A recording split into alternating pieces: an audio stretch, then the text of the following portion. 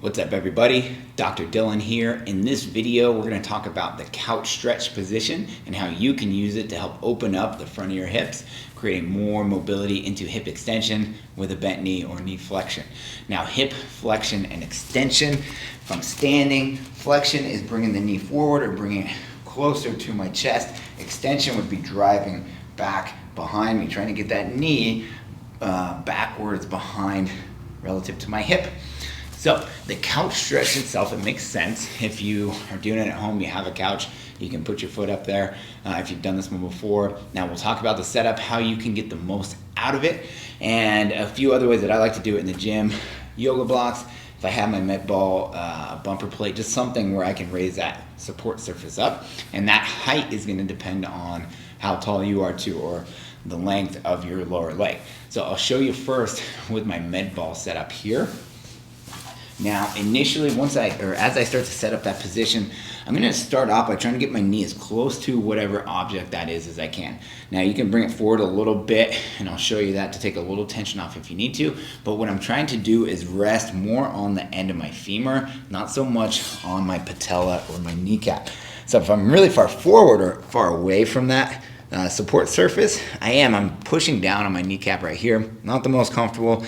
Definitely put a pad down under the knee as well, just for comfort there. But I'll slide back as far as I can. So now I'm putting more of that pressure on the end of the femur itself.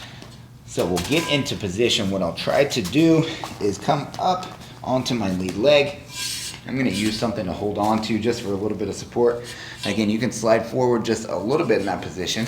The goal is eventually getting as tall as you can and getting your heel as close to your butt as you can. So if I'm in this position, I have my hand right on the edge of my pelvis. If I'm leaning forward or hinging forward here, now my hip is actually still in flexion. My knee is angled forward in front of the hip. The taller I come, the flatter my pelvis becomes, now I'm more in a neutral, the more relative extension there's going to be. And again, the further forward you come, if you can drive that knee back behind your hip joint, then you're actually getting into that hip extension. So all kinds of ways that you can adjust this depending on where you're at. If you're really tight here, you might even have to start down with on a knee position of that lead leg, and you can slide that forward. You can start to try and create some hip extension, getting that knee back behind the hip itself, driving the hips forward until you feel some tension here. If you have something taller and you adjust that foot position, you might feel that stretch a little deeper there. If you can come up onto this lead leg, again, one way that we can now adjust it is starting to come up taller. But the most important thing on this setup is going to be what my pelvis is actually doing. So we talk about an anterior pelvic tilt and a posterior pelvic tilt. If I'm in this position here, I can do an anterior pelvic tilt where I stick my butt back, or in this position, my low back is starting to arch, or posterior pelvic tilt where I tuck my tailbone, squeeze the glutes. I'm trying to level out my pelvis here, keep my low back or my lumbar spine in more of a neutral. That's what we're going to look at in that position. So we come back to it. I'm going to come up tall. Once I'm in my position here, a lot of people will start to just drive forward into it.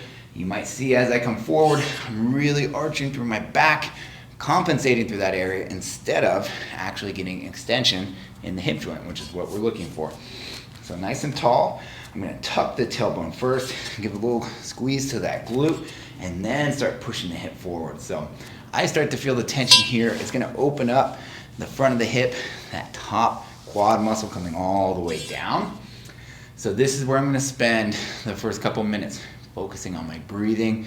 Nice deep inhale, slow exhale if you can. 4 seconds in, 8 seconds out. Trying to get the body to relax into this position as much as possible. Get comfortable in this position. Once we get into our pails and rails, here are the cues that I'm going to use. So you're keeping that posterior pelvic tilt the entire time. You would irradiate, creating as much tension through the rest of your body as you can. The opposite leg, the arms, your core, keeping your spine in a good neutral position with that posterior pelvic tilt. My pails are going to be initiating knee extension or driving, pushing down into that ball. I'm trying to smash that ball down into the floor. So as we go into it, I would irradiate, gently start pushing down about 10% effort, gradually start to ramp that intensity up into my greatest, safest contraction or maximum effort, pushing down into that ball, the couch, or I'll show you what the yoga blocks do. For 10, 15 seconds at max effort. Right after that, we'll go into our rails, which is going to be the opposite way. Again, I'm keeping that posterior pelvic tilt. Really important to keep that tissue on length here, making sure you're at your end range and hitting the tissue that we want to. The rails are going to be trying to pull the heel towards the butt. So we're using those knee flexor tissues, the hamstring, and try not to use too much of the ankle. Try not to point the toes up as much as you can. Keep that foot relaxed. So here, I'm pulling my heel towards my butt. I'm at my end range. I'm not going to actually be able to lift, but I'm going to feel that tissue on the backside of my thigh start to light up. If you do start to cramp from that position here, try and just come out of it nice and easy. Get the knee straight. Start to stretch the opposite direction. Take a deep breath. Try and get that tissue to relax again.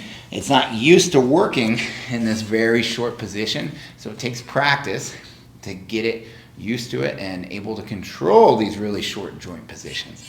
So again, pails and rails, posterior pelvic tilt. I'm in a good position. I'm at my end range. I would irradiate. I would gently start driving down into the ball, build that tension up, finish my set of pails, go right into my rails, trying to pull my heel to my butt or bend my knee further, never losing that posterior pelvic tilt the entire time. Now, another setup, if you don't have access to this, if you have some yoga blocks, you're just doing it at home, same exact thing. What I would do for myself, I could go 4 blocks high. Again, you can always adjust that. Maybe you have some more restrictions at the knee itself or a lot of tension in the front of that thigh. You can go down to 3. It'll just reduce how much that knee is bent and take a little tension off of that area. Same thing, I'm gonna come in. So for my yoga blocks here, I can't get quite next to them. I'll go up tall again. I'm in that same exact position. So again, you can see whatever you have to support the thigh, a box at the gym or in the garage, the couch itself, that's all we're looking to do. We're just trying to get that knee driving behind the hip and that knee bent as much as possible. Once you're there, the posterior pelvic tilt is one of the biggest details, so don't forget it. Spend some time, get comfortable, let that tissue lengthen, and then work on your pails and rails to help build that mobility up. Give it a try. If you have any questions, let me know.